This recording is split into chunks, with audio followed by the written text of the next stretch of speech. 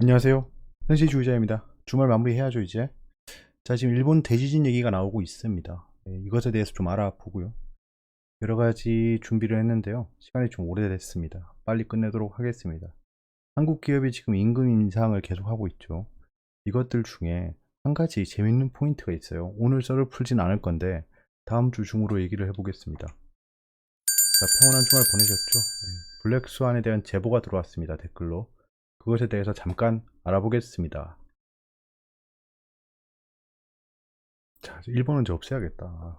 저거 정리할 시간이 없습니다. 저거 대시보드 정리하면 1시간 걸려요. 네. 자, 이거는 제 쇼텀 트레이딩 목록입니다. 늘 말씀드렸던 종목들이고요.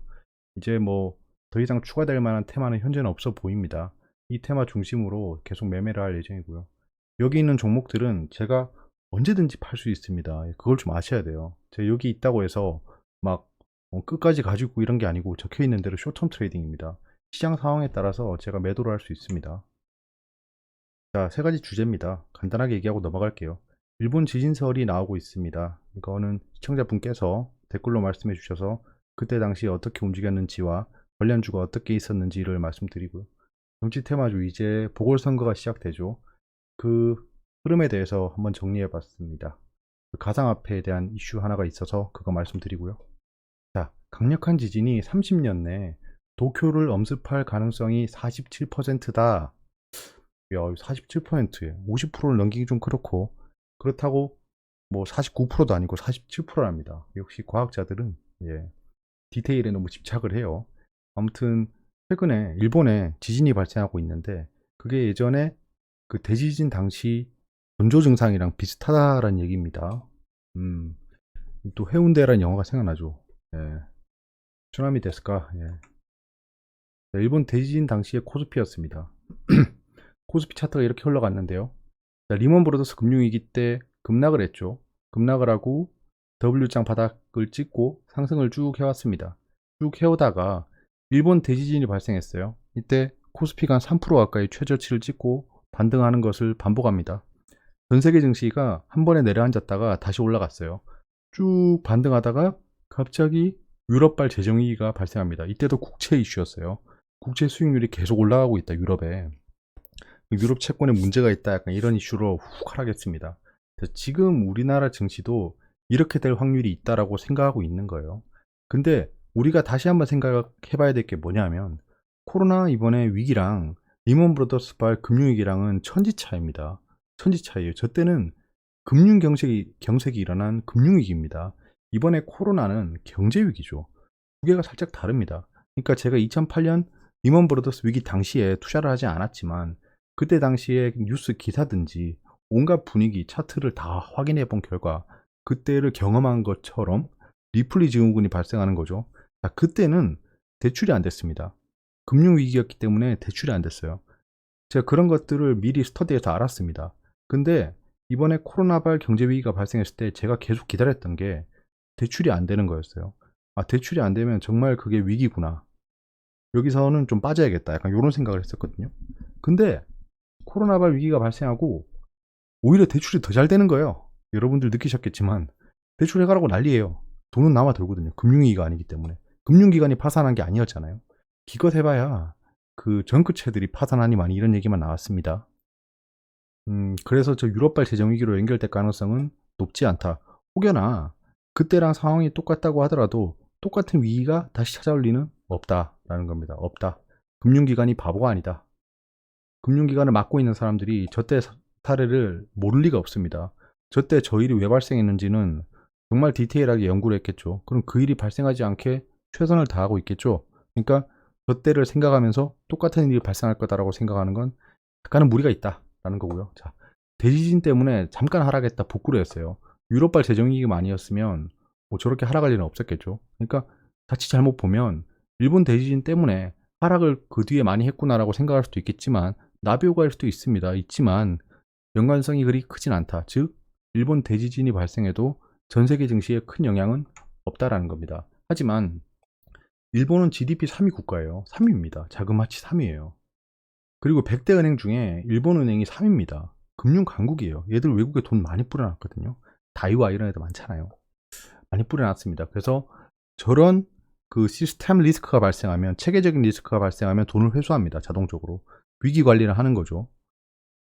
그렇게 되면 일본에서 돈을 회수하겠죠. 일본이 우리나라에 투자를 많이 했습니다. 많이 했기 때문에 우리나라의 돈이 좀 빠져나갈 수 있겠죠. 그런 이슈는 있습니다. 그게 잠깐 흔들릴 겁니다. 하지만 그거는 매수 기회가 될 거다. 지금 가뜩이나 조정을 막 부추기고 있는데 그 조정의 끝을 보이는 이벤트가 될 수도 있을 거라는 생각이 듭니다. 사실 뭐 일본은 정말 전 세계에 쳐주는 대단한 나라입니다. 외신을 봐도 아시아 쪽은 중국이랑 일본만 봐요. 2등, 3등이잖아요. 2등, 3등의 그런 금융의 흐름을 굉장히 주시하고 있습니다. 전 세계에서 일본을 무시하는 나라는 우리밖에 없습니다, 사실. 이건 뭐 민족의 과거 때문에 그런 거지만 아무튼 그래요. 그때 당시에 보면 삼성 엠텍 그리고 동아지질 같은 종목들이 막 2연상을 가고 막 이랬습니다. 하지만 곧바로 상승 직전보다 더 떨어져 버립니다. 그러니까 지진 관련주가 슈팅을 주면 욕심내지 말고 따라가지 말자. 데드캣 바운스 정도만 먹어야겠다는 그런 스탠스로 접근해야 된다는 겁니다. 지진 이슈가 발생했다고 해서 지진주는 따라잡으면 안 된다. 안 된다. 이건 확실히 얘기합니다. 안 된다. 그때도 그랬습니다. 자, 그리고 재보궐선거가 다가오고 있죠. 예, 유권자가 1200만 명이다. 이제 곧 정치 이벤트가 마무리됩니다. 큰 정치 이벤트죠. 보궐선거. 그러니까 보궐선거라고 하는 건 결국에는 어떠한 정치적인 사건이 발생해서 일어나는 선거겠죠. 정식적으로 일어나는 선거가 아니고 지난 대선도 장미 대선이었잖아요. 그건 탄핵이라는 사건이 불러온 대선이었습니다. 정치적으로 막 치고받았죠. 이번에 똑같죠. 예. 무언가 사건이 발생해서 서울시장 선거를 하는 거기 때문에 정치적인 공세가 굉장히 많습니다. 지금 막 서로 비리 캐내려고 난리죠. 이렇게 되면 잡상인이 판친다. 예, 야구할 때 사람들 매표소에 있으면 근처에 막 장사꾼 많잖아요. 잡상인이 판친다. 그게 정치 테마주다. 자, 안내불 정치 이벤트별로 엮어봤습니다. 예전에 그냥 제가 아무렇게나 붙여놨던 거 다시 정식적으로 만들었습니다. 이거는 나중에 한번 보세요. 제가 다 설명하는 건 시간 낭비고. 아무튼 정치 이벤트가 발생하면 단물은 다 빠져있다는 겁니다. 결국엔 단물은 다 빠져있다. 18대 이건 좀 다르죠. 예, 후보로 나가지 않았으니까. 예, 19대 대선 때도 이거 19대 대선, 20대 대선 대선이 꼬였다. 아무튼 예. 대선 직전에 쭉 슈팅을 주고 그대로 망해버린다. 그 다음에 서울시장 선거 때 다시 올라와. 이거 얼마 안 돼 보이죠? 2배 뛰었어요. 안내입은 정말 기업의 펀더멘탈이 좋은 기업입니다. BBIG에도 포함이 되어 있죠. 하지만 정치 테마주에서 벗어날 수 없는 숙명입니다. 안랩이기 때문에 그런 거죠. 이번에 안철수 후보가 또 서울시장 후보에서 물러났죠. 예, 후보 단일화 그 설문조사에서 졌습니다. 져가지고 지금 뭐 멘틀층을 뚫고 내려갈 기세인데요. 이제 이대로 막 가라앉을 거예요. 그러다가 다음 대선 때 또 얘기가 나오겠죠. 그러면 이 흐름을 보고 그 직전에 하락을 끝까지 했을 때 매집을 하는 게 유효해 보인다라는 겁니다. 자, 이맘때쯤 되면 정치적으로 이벤트 및 싸움이 다양합니다. 사실 정치 테마주 중에 제가 가장 크게 수익을 봤던 건 조국 테마주입니다. 네, 조국시 테마주예요. 그 화천기계죠. 지금 오늘도 막 조국시 관련한 뉴스가 막 나오더라고요. 조국 교수가 또 트위터를 했는데 그거에 대해서 막 얘기하고 있습니다. 하지만 저는 이게 또 언젠가는 또 조명을 받을 거라 생각합니다. 이분이 계속 나오겠죠. 하지만 저는 예, 화천기계 정말 감사합니다. 조국을 위해 싸우고 있는 사람입니다. 조국이 뭐여드래? 그 개수장 말라. 아, 예. 그렇군요. 예. 아무튼 뭐 저는 계속 노리고 있을 겁니다. 비트코인으로 1000만원 벌면 165만원 세금. 주식과 과세 차별 반발도 되게 재밌죠. 제가 최근에는 가상화폐 시장에 좀 들어가서 트레이딩을 하고 있습니다. 뭐 비트코인은 한동안 행보할 거라는 그 예측으로 일단 비트코인은 7천만원 그 부근에서 팔았고요. 가상화폐 중에 알트코인을 좀 들어가 있습니다. 지금은 그냥 홀딩 중이에요. 예, 홀딩 중이에요. 좀 큰 수익권에서 홀딩 중입니다. 언제 팔지 고민하고 있는데 이걸 보니까 또 피가 거꾸로 솟네요. 예, 갑자기 솟네요, 피가. 당연히 뭐 예, 이익이 있는 곳에 과세가 있는 건 뭐 당연하다는 프레임을 씌워놨지만 예, 뭐 자본주의에서 어쩔 수 없는 거지요. 근데 2018년에 비트코인 상승할 때 법무부라고 하면 정부 쪽입니다. 가상징표는 도박이며 거래소를 폐쇄하겠다라고 난리를 치더니 지금은 세금을 매기겠다고 하네요. 그러면 좋습니다. 세금을 매기시는데 세금 매기는 만큼 투자자들을 보호할 수 있는 장치를 만들어야 됩니다. 예. 지금 거래소라고 보기 어렵죠. 얘들은 중개소입니다. 그냥 수수료만 받아먹고 있는 중개소고 심심할 때마다 뻥나는 형편없는 사이트입니다. 이거를 제대로 고쳐야겠죠. 그리고 투자자에 대해서 보호를 해줘야 됩니다. 세금을 걷기 때문에. 그 야인시대 지금 영상이 나와서 그런데 야인시대도 주먹패들이 막 시장에서 삥 뜯잖아요. 그때 당시에는 보호비 명목으로 받았습니다. 일개 깡패들도 돈 받을 때 보호를 해줍니다. 그러면 세금을 걷었으면 보호를 해줘야 됩니다. 사실 손실보전은 뭐 투자 세계에서 있을 수도 없는 일이지만 막 스캠이라고 하면 작전이라던가 좀 펌핑하는 것들 막아야 됩니다. 예, 그런 것들에 대한 대책은 세우고 있는지 모르겠어요. 예, 이걸 정확히 세워야지 우리가 웃으면서 세금을 낼 수 있다. 이 배부른 소리라고 하잖아요, 사람들이. 돈 벌었으면 돈 번 것만 해도 좋은 거지 세금 내기 그렇게 아까워? 저도 똑같은 생각입니다. 예전에 그 주택의 양도세가 올라갔을 때 저는 정말 의아했어요. 양도세가 올라가는 게 뭐가 어떻다는 거지? 그러면 2억 벌던 게 양도세 50%면 1억밖에 못 벌잖아요. 그럼 그 1억 안 벌 거냐는 거죠. 예. 약간 수익이 줄어들 뿐이지 돈을 버는 건 버는 거다.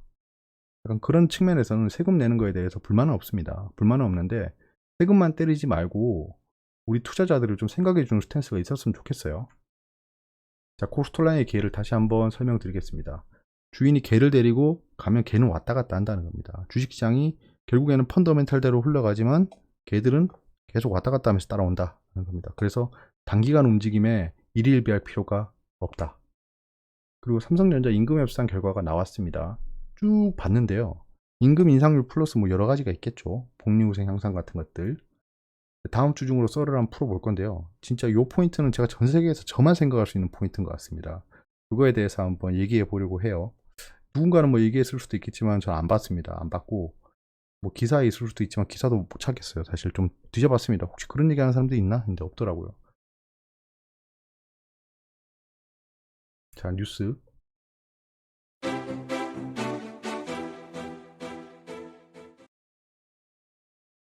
자, 외신입니다. 외신 업데이트 안 했습니다. 죄송합니다. 국내 뉴스만 업데이트 했네요. 아, 내신입니다. 주식 리딩방 보이스피싱 뿌리 뽑는다. 테마주 전담 조사팀 가동한다.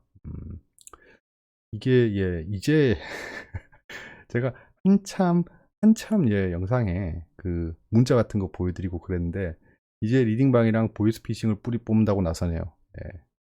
참 빠릅니다. 빨라요. 이렇게 되면 주식 리딩방이 없어짐으로써 어찌되었건 증시에 들어오는 돈이 좀 줄어들 수 있습니다. 그런 건 좀 참고해야 돼요. 29일부터 4차 재난지원금 지급 시작. 예, 4차 재난지원금 나가네요. 조금은 경기가 누그러들 수 있겠죠. 예, 당연히 우리는 받는 게 없습니다. 코스피 정체에도 중소형주 펀드 수익률은 쑥쑥이랍니다. 이게 되게 재밌죠. 오, 이러면 중소형주 펀드 들만하네라는 생각이 드세요. 자, 전체 국내 주식형 펀드는 한 주간 1.81% 하락했다. 이거 잘 보세요, 여러분. 이번 주에 코스피 코스닥이 상승했나요, 하락했나요? 상승했습니다. 상승했어요. 코스피 코스닥 미미하지만 상승했습니다. 근데 국내 주식형 펀드는 1.81% 하락했대요. 얘네 대체 뭐 한 거죠? 그 중에서 중소형주 펀드는 올랐다는 거겠죠. 즉, 내 포트에 10개 종목이 있는데 9개가 하락하고 1개가 올랐어요. 근데 제가 기사로 현실주의자 한 종목 상승률 뭐 커 이렇게 뉴스를 내는 겁니다. 정말 이상하지 않나요? 뻔히 보이잖아요. 예. 전체 국내 주식형 펀드가 1.82% 하락했대요. 저는 저거 보고 기겁을 했습니다. 진짜 바보들인가요? 야, 진짜 그 뭐야 코스피 ETF만 샀어도 이렇게 안 됐겠다. 주식 내다 파는 큰손 매도세 지속될까라는 건데요. 최유준 신한금융투자연구원은 한국의 주요국 대비 실적 모멘텀은 여전히 양호한 수준을 유지 중이다. 예, 매도세가 계속 지속될 수는 없겠죠. 물량이 뭐 무한대가 아니니까요. 예, 언젠가 매도세는 멈출 겁니다. 예전에 외국인이 그렇게 팔 때도 멈추긴 했잖아요. 다시 팔고 있지만 두 달째 박스권 지속 코스피 이제 실적주에 집중할 때라는 겁니다. 이제 실적주에 집중하면 안 되죠. 이제 집중하면 안 되죠. 이제는 실적주가 2분기 실적 발표부터는 좀 크게 상승해 있을 것으로 여겨집니다. 경기 민감주랑 실적주겠죠. 김성철 흥국증권연구원은 이분은 그래도 예, 자기의 확실한 스탠스는 없지만 뭐 틀린 말을 하시는 분은 아니었던 기억이 있습니다. 저는 이제 애널리스트 이름만 보면 알아요. 예, 이 사람이 어떤 말을 했었는지.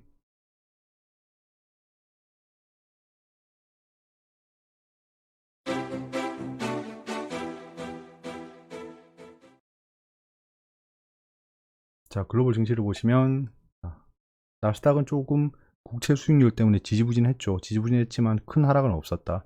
20주선에서 왔다 갔다 하고 있고 그 다우존스는 신고가는 경신 못했지만 상승했습니다. 그러니까 지금 약 극과 극의 장세가 펼쳐지고 있는 거죠. 결국엔 지금은 국채 수익률 때문에 왔다 갔다 하고 있다로 보여집니다.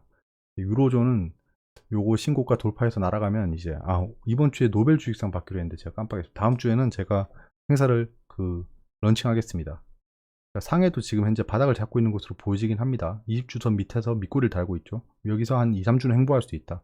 중국이 갑자기 반등하진 않을 것 같다는 생각이 듭니다. 코스피는 상승했죠. 예. 양봉입니다. 양봉. 코스닥도 상승했고요. 아까 국내 주식형 펀 또 생각나네요. 진짜 기가 막히네. 아무튼 20주선에서 반등해주고 있고요. 코스피도 20주선 가까이 오고 있습니다. 참 신기하죠. 다우존스는 상승하는데 코스피는 상승하지 못해요. 예, 이건 국채 수익률 때문에 위험 자산의 비선호 현상이 늘어나고 있어서 이렇게 다이버전스가 발생하는 겁니다. 다우존스는 올라가는데 코스피는 올라가지 않는 겁니다. 한국 증시 흐름입니다. 지금 투자자의 탁금 다시 돌아왔고요. 개인이 지금 코스피를 82조 가까이 샀습니다. 와, 대단하네요. 대단하네요. 기타 법인은 계속 팔고 있어요. 자사주 매수있는 거에 대한 좀 매도가 이루어지는 것으로 보여집니다. 외국인이랑 기관 진짜 미친듯이 후드려 패네요, 진짜. 신용이 좀 늘었고요. 신용이 좀 많이 늘었습니다. 코스피가. 신용이 좀 많이 늘었고, 대차가 이제 상승하기 시작하네요. 예. 대차가 한 4월 말쯤에 보면 되겠습니다. 4월 말쯤? 4월 중순쯤에 보면 되겠네요. 4월 중순.